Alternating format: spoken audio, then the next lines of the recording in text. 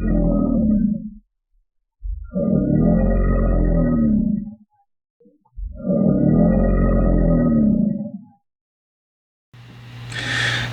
welcome, my minions. I am UncleSnaf, and it is time for some more knife stuff. Yeah. So, here's the deal. I'm a mid-level knife guy. I don't have a whole ton of really high-end knives. And I don't mind a little cheaper knife. As a matter of fact, I mean, I'm good with D2 and all that kind of stuff. I've never really had a hankering. Well, I can't say that. I have had a hankering for more expensive knives, and I've had a couple, but never more than my share. But as a collector, I do want a little bit better. So I am stepping up the ponies a little bit. Today we're going to do a little thing on a ZT-044 in titanium, and let me tell you what, this is ZT's first button lock, and ooh la la, what a knife this is. Now, I know a lot of people who bitch, hem, and haw about button locks. I've heard plenty of things online. There's a number of people out there, ooh, button locks, this, blah, blah, blah, that. I'll be honest with you, I haven't had any problems at all with button locks. I've got a few button locks, and I like them. Yeah, are they perfect? No, nothing's perfect. I've never seen the perfect knife. Until this one. Let's talk about this little guy. So ZT has created their first button lock, and this is their guy. Now, when we talk about button locks, normally a lot of people have complained, ooh, mishy button, mishy action, all that kind of stuff. Okay, it hasn't been a perfect world out there with a button lock, all right? I understand that, but I'm not a big complainer about it. I've never seen any real problems with button locks per se. My only complaint with button locks per se is they keep putting it so it's a right-hand capable knife when a button lock by design can be done left and or right side. The engineers are missing out on this one, but I'm not going to talk about that in today's little thing, all right? But yeah, guys, you don't have to put the button on just one side. You can make a two-sided button. It is not rocket science. I'll be honest with you, a couple of very minor steps with your machining and your milling, and it can be done. Okay, now I'm going to shut up. All right, but all that being said, when we're talking about action, I have not found a knife that has been more beautifully done than this, and that's really not a joke. I am not joking in the least bit. Now, first things first, right off the bat, you're going to notice that my clip is not the ZT clip. Yes, I know that. It is actually a Civivi clip, and it just barely fits on there. Yeah, I probably torqued a screw to make it happen, but I cannot stand the ZT clip. I'm sorry, ZT, but that clip just ain't doing it for me. I like this clip, and it even gives it a little bit of pop and flair, all right? Yeah, you got to have a little pop and flair if you're going to have knives. Man, about making some freaking options here, you know? Even in aftermarket world, there is not a whole lot of options when it comes to clips, and I love this clip. I'm not a fan of the ZT clip. That being said, let's move on from the clip, all right? So first things first, we got this little spacer back here in the back. Very, very nice. It centers up absolutely perfectly. So let me see if I can get this. There we go.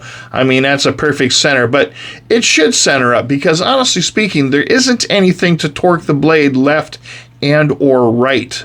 So there's really no torque on the blade. So really, if you get your machining just right, the blade should always center up. So you should never see one of these not in the center. I also like the pivot and the way they've actually designed the pivot. I think that is actually very cool. Only thing I wish they would have done is made this a bright material, like a polished type material. Matter of fact, a good example of that is what you find on the 450 here. This type of bright polished pivot right here. I love that. That looks great. All right. That being said, when it comes to the action, man, this thing is absolutely a little flipping machine. And I mean, it's just the action is perfect. it's got so much fidgetiness. You just want to fidget with it 24/7. I never stop fidgeting. Matter of fact, I have a bad habit. I overpress the button, which tends to make the blade bounce. And so, yeah, it's a habit. But, man, this thing's got fidget factor to it. I cannot tell you how many times I have flipped this knife open and closed. It is stupid fidget factor. Let's jump right into the price tag. The price tag on this. If you're going to buy this from ZT, you are going to pony up at this moment in time, as this has been recorded, about 348 bills.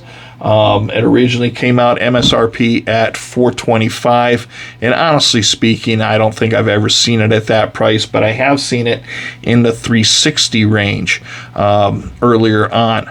I got this at a great deal of a price difference at $254 on GovX, and GovX has had these now for quite some time, and GovX has been selling these. So if you are a GovX member, this is a great buy on GovX, to say the least. So when it comes to steel-wise, this is going to be the SVN.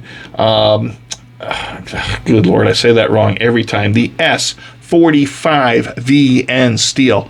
Man, why can't I get that steel said right? But yep, that's what it is right there. So it's got the little things, it's got a serial number on it, it's all that kind of good stuff. And I know, again, some people have been bitching, oh, the logoing is all in the wrong spot. Who cares? It doesn't matter. I'm not tearing all that stuff up anyway. I think it looks perfectly fine. So get off your damn high horse. Yeah, it works out real nice. This is a wonderfully done knife. It's got a great balance to it. I mean, I haven't had any problems with the balance and maneuverability. When we talk about weight, the weight on this thing is incredible. So let's take a look at the quick weight here. Let's go for the weight. 3.35 ounces on it. All right. So if you were to take the 562. You take the 562 in titanium, you're going to set that bad boy up at 5.41 ounces. Yeah, this thing's crazy light. I mean, it is a hell of a knife. I really got to say, I'm absolutely in love with this knife. So when we're talking about weight and all that stuff, it is extremely lightweight. It's really a nice knife. Now, when we talk about the steel, the S45VN steel, I've got a bunch of knives. I got a ton of knives, and I have a number of knives that have the S35VN steel, and I'm in a very salty climate here and whatnot, so my knives do get moderate usage, not heavy usage. I mean, honestly speaking, I work in an office environment now. My outing adventures are becoming not as frequent. My knives are more utilitarian used. All right. I mean, I use my knives literally more in a utilitarian kind of factor, not really in the out and about. I don't hunt and all that kind of stuff. I'm a photographer, so, my knife usage is limited to simple things. But that being said, this blade shows, and I mean zero wear, and I have got more pocket time with this knife in the past, almost a year now that I've had this thing. This thing literally gets 5 times more pocket time than any of my other knives. The only other knife that does get a lot of pocket time is the 562. The 562. This one gets a lot of pocket time. It's dirty too, but this thing gets crazy amounts of pocket time because I love fidgeting with it. It's just, the action is awesome. Now, I'm left-handed. As a lefty, button locks are really a godsend for us left-handed folks because it gives us the ability to open and close easily without any problems, and our digits, except overly pushing the button, is probably one of the only digit issues that I have. But being a righty, I mean, I don't know how you guys do this right-handed stuff. That's just weird to me. I got to do it left-handed. But yeah, this thing is absolutely incredible. And with the titanium scales, is it grippy? Not in a traditional sense. I mean, it's not like a G10 type grippy scale. It's not like what you're going to find if you have the 350 with, the grippy G10 scales on it and that kind of thing. It's not that kind of grippy. But it does have a certain amount of grip to it. We talk about size. Size-wise, if you are an office person per se, or someone who is not into carrying big knives, all right, it's actually a nice size knife. It's very nice. It's very ergonomic. It fits well in the hand. This is the Hinder design, and Hinder makes a phenomenal knife. That's full handled for a large hand, and these are large hands. Even with my larger hands, I get all 4 fingers on the knife comfortably. It's just got a great hold to it. Lots of control with the blade. I don't have any problems with this knife whatsoever. You even got a nice little bit of jimping. It's not overly aggressive, doesn't wear your fingers out.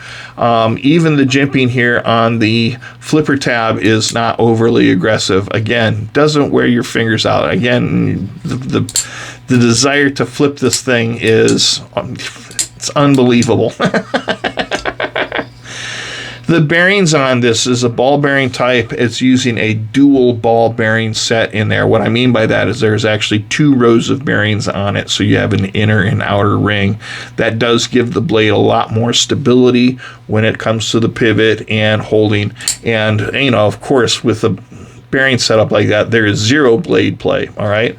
The lockup on it is absolutely solid. Ooh, and it's dirty too because I didn't clean it. But it is absolutely solid, and I haven't had any problems. I mean, it just snaps right in. It's very positive on the lock, so no problems. Keeping it clean has been pretty easy to do. I know the S35 VN steel versus the S45 VN steel is a number of 10 in difference. All that being said, really the ability for this to handle corrosion is slightly better than the S35 VN steel. Not that you would notice, because most S35s got a coating on it. I think this is S30 if I remember correctly. Let's see what this is. Should be S30. So this is S30. You'll never notice that with one of the 350s because it's coated. It's a coated blade. This is not a coated blade. This is just a raw blade. You can see fingerprints on it. I mean, let's take a little quick rag here and give it a little wipe. We'll get rid of the fingerprints. But yeah, fingerprints are gone. So yeah, no problems. I just can't say enough good things about this knife. So all that being said, if you want to put the bills out for it, you're a moderate knife person, you don't do a whole lot of high-end knives, not a problem. If you can find this for the right price and you like it, trust me when I say it's absolutely worth the penny paid for it. This thing is absolutely crazy. So if you're looking to step up, I would say this is a phenomenal knife to step up with. It really is the next level when we talk about stepping up to a more classic design and a good blade geometry with a nice flat grind to it. All right, so it's relatively high flat grind to it. It's got a nice little top grind on it. I just everything about this thing I absolutely love. You guys would probably end up loving it as well. Now, all that being said, because my usage with knives is moderate, they still get dirty and whatnot. I got a buddy of mine has turned me on to something, and I'm going to kind of show you this. This is not a promotion, or there's anybody paying me for this. So he turned me on to this Wicked Wax and Wicked Cleaner. If you ever get a chance, check these guys out. Stuff isn't crazy expensive or anything. Does a phenomenal job. It's beeswax, basically. And I don't know a whole lot about the product, but it is no chemicals, all right? And it really does do a great job. My knife was dirty, all right? Because I've been cutting up some boxes. You know how box tape gets all over it? This stuff cleaned it all off, polished it up real nice. Got that blade looking great. And again, the blade was not a problem really because the type of steel that it is. But if you get a chance, check these guys out. It's worth it. With all that being said, I am Uncle Snaf. I am going to get out of here. But yeah, check these guys out. Check out this blade. This is the ZT044 in titanium. And man, it is a phenomenal knife. Truly is. Fidget worthy in all realms. All right, you guys have a great day. I'm UncleSnaf, and I am getting out of here. See ya.